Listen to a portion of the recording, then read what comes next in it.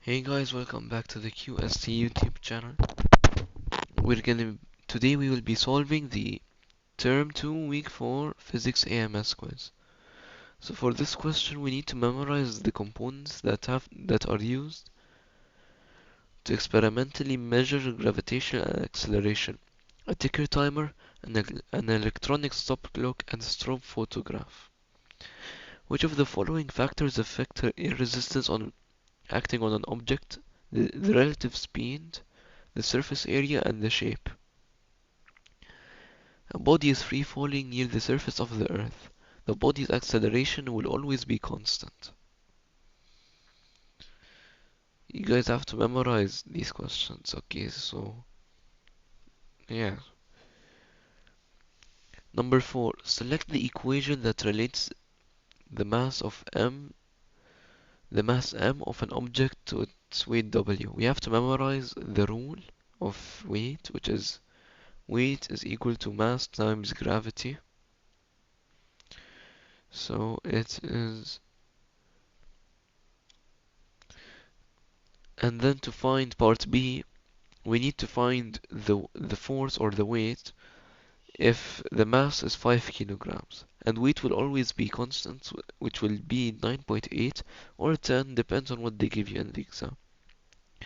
So you do 9.8 times 5, which will give us 49 newtons.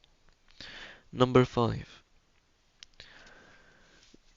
Describe the motion of the skydiver in a chronological order. We need to memorize this as well. So first of all, when the skydiver jumps from the airplane without opening his parachute, then the skydiver speeds up until he reaches his terminal velocity. Terminal velocity is the highest velocity that the skydiver will ever reach while skydiving. Number 3. The skydiver opens his parachute and starts slowing down. He starts slowing down because of the air resistance. The air resistance will be pulling him upwards while the weight will be pulling him downwards. And then as then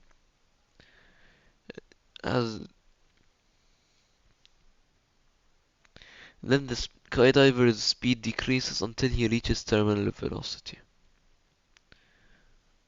So then, like after some time, of course, the skydiver's speed will decrease. The moon orbits Earth in a roughly circular pattern as shown. What force is responsible for the Earth's circular motion? Gravitational force. You guys have to memorize this as well.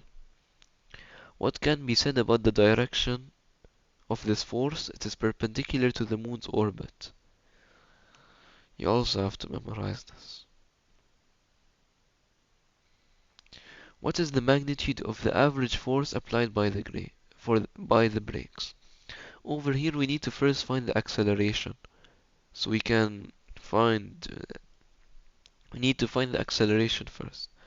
To find the acceleration, we do velocity divided by time.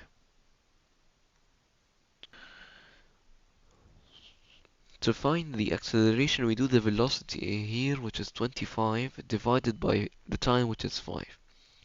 So we get that the acceleration is 5 meter per second squared.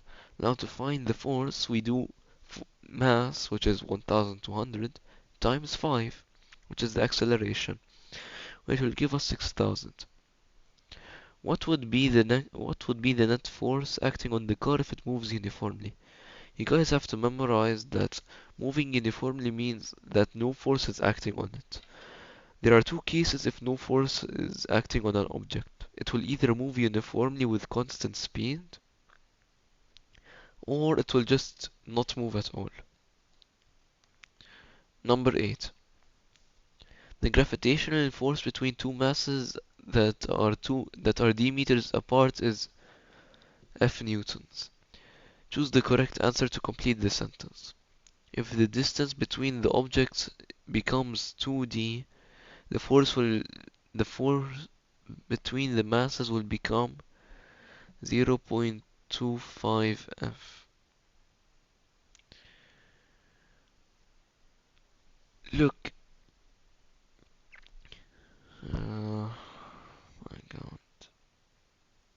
wait a second. For this question, we know that the force is inversely proportional to the square of the square of the distance. So let's say here that the distance is 2d. To find the force, we divide by 4, because if it's inversely proportional, we just divide. And then since it's by the square, it's inversely proportional to the square, we just divide by 2 squared, which is dividing by 4. A box is pulled with a force F on a rough incline, making an angle of 30 degrees with the horizontal as shown. The box moves with a constant speed. From last term, we know that constant speed means that there is no acceleration. And if there is no acceleration, that means that the box is said to be in equilibrium. The behavior of the box is predicted by the principle of inertia. The principle of inertia is basically when an object is not accelerating, which means the object is either moving with a constant speed or it's not moving at all. Number 10. Which statements are true? Which statements about terminal velocity are true? It is the velocity acquired when the net force on a body becomes zero. Okay. It is related to air resistance that increases with speed, yes, and it is a constant velocity. Terminal velocity never changes. Number 11. Racing car bodies have aerodynamic shapes in order to reduce air resistance. In order to reduce air resistance. To find the acceleration of the block, we do v final minus v initial over time. V final, because they said is 0, because they said here the block stops in 5 seconds, which means that it ends at 0. So we do 0 minus 10 because they gave the initial speed to us, and then you divide that by 5, which is the time. So we get negative 2. The normal reaction on the block is 100 newtons. So we do F equals mass times acceleration. The force, which we don't know, mass is 10, acceleration is 10. The magnitude of friction on the block is 20, because the acceleration of the block, like horizontally, because like the normal is vertical, so we ignore it. Like when we're talking about friction, we ignore everything about the normal. So we make so since the acceleration of the block, which is negative 2, means that it's in the opposite side, and friction is also in the opposite side, so we'll take that acceleration for friction is 2. And then as we said, they gave us that the mass of the block is 10, so we do 2 times 10, which is 20. A bucket of mass number 13. A bucket of mass 2 kilograms is being lifted vertically by a rope. The bucket accelerates at the rate of 1 meter per second squared. Use g equals 10 meter per second squared. The weight of the bucket is equal to mass times gravity, which is 2 times 10, which is 20. The tension in the rope. So look, we first need to find the acceleration for the tension, which is 11 meter per second squared, because like to get the bucket to accelerate at the rate of 1 meter per second squared, we need like the net acceleration is 1 meter per second squared, but the total acceleration upwards is 11 meter per second squared. So we take the acceleration to be 11 meter per second squared, so we do 2 times 11, which is 22.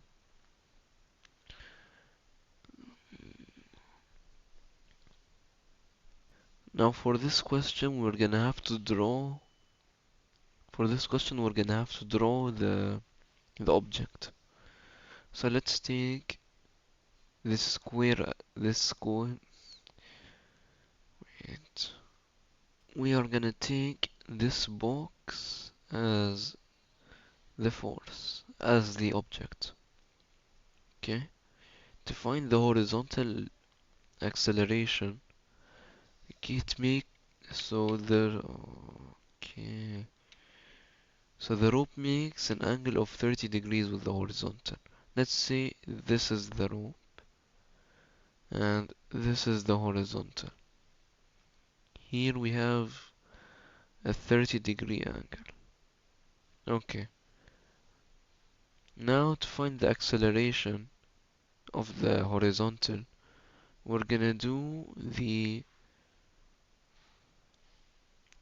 acceleration equals to force, right?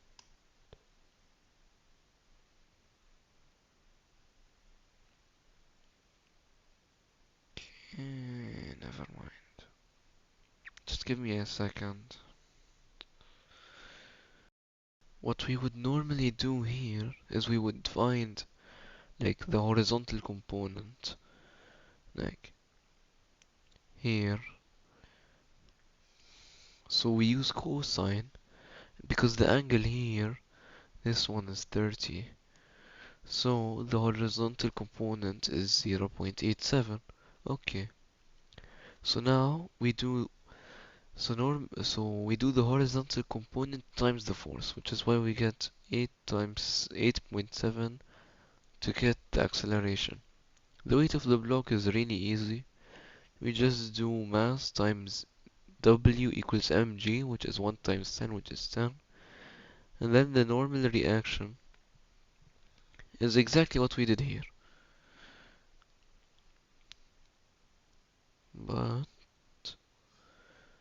where does it mention? Interesting.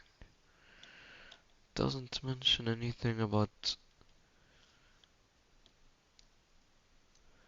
Oh, okay, I see. Here they're asking, like for the last one, it is perpendicular to the block. So we're gonna have to use sine 30. Okay? Like vertical, we use sine. Vertical, sine. But if it's horizontal, we use cosine. Okay, so we do 0. Like exactly what we did last time. 0.5 times the 0.5 times the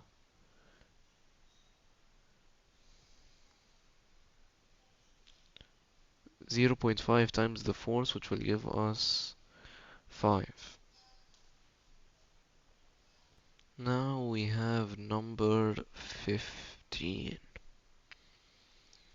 So here, first of all, we need to find the velocity. Like the velocity of. So first of all, let's state all of the givens.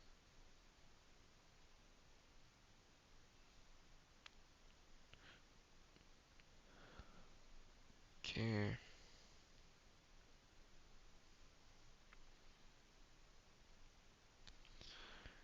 So look, we have the time, which is 1 over 25 for the entire thing. So now we're gonna have to find, like, for each and for both of these displacements, as we can see here, 6 and 15.3.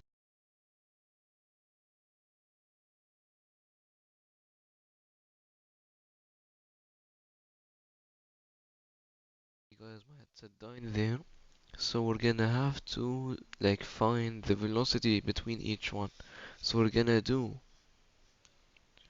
0.06 because we're gonna have to convert it to meters, right? Because here it's in centimeters. So we do 0.06 divided by 1 over 25 or 0.04, which will give us 1.5 for V initial. equals V initial. And then, so we are gonna do the same thing here, but for the other one. So we do 15.3, I mean 0.153 divided by 0.04, which will give us 3.825. 3.825 equals to V final.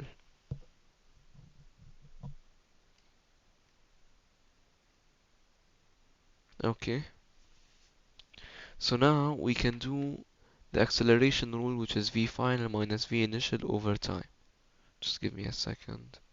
So now, as I said, we're gonna do V final minus V initial over time. 3.825 minus 1.5.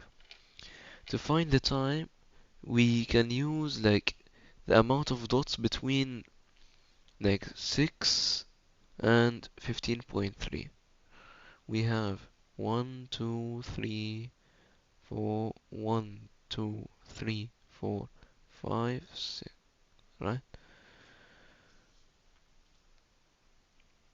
1, 2, 3, 4, 5, 6.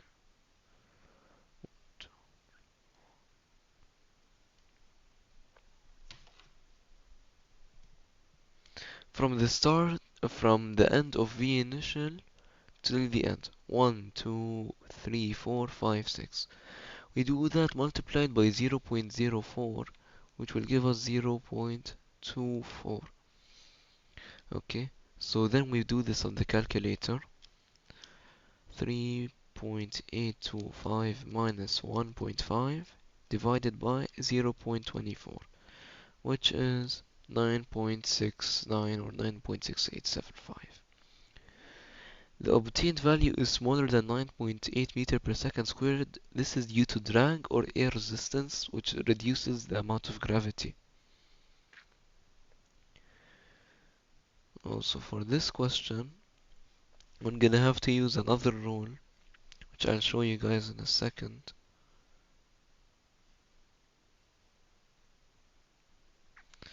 Okay, so the rule here will be F equals M1 times M2 over R squared times G. G over capital G here is given 6.67 times 10 to the power negative 11. So now we're gonna have to do this on the calculator. So we do M is mass. So we're gonna do okay, so we're gonna be doing 3.62. No, I mean 5.97 times 10 to the power of 24 times 1.99 times 10 to the power of 30. All of this divided by r squared, which is 1.48 times 10 to the power of 11. Put the entire thing squared on the calculator. And then you do this fraction multiplied by 6.67 times 10 to the power of negative 11. 10 to the power of negative 11. And like that you'll get 3.62 times 10 to the power of 22. Now to find the acceleration, we're gonna have to do the force divided by the mass, if I'm not wrong.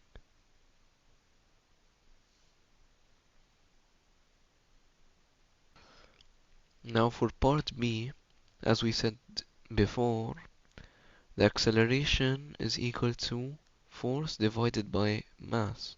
And then force we have here is part A, 3.62 times 10 to the power 22. And then the mass since they're here asking for the Earth. So we use 5.97 times 10 to the power 24. So we do 3.62 times 10 to the power 22, all of that divided by 5.97 times 10 to the power 24. Just by doing that, we'll get 6.06 times 10 to the power of negative 3. Number 17. For this question, we're gonna have to a constant force F1 of magnitude 10 newtons is applied to block A of mass 1 kilograms, which pushes against block B of mass 4.0 kilograms. The blocks slide over a frictionless surface along the axis. Now to find the acceleration of the blocks, we're gonna have to do A equals F over M, just like the last question. The acceleration we don't have. Force is 10, the mass is 5 because we're reusing both blocks, because they're specifying here the blocks. So we do 10 divided by 5, which will give us 2. Now for part B, so now we have the acceleration, which is 2. F equals to ma. A is 2. M, now for part B, they're asking for only acting on block B. So we use 4 kilograms. 2 times 4, which will give us 8. The diagram shows 3 forces on an object. Select the diagram that correctly shows the direction in which the object accelerates. You guys have to memorize this one, and in this case it's gonna be bottom left. I guess guys, this is it for this video. I wish you guys the best of luck in your exam. Again, sorry for posting so late because I had issues with question 15. Goodbye and good luck.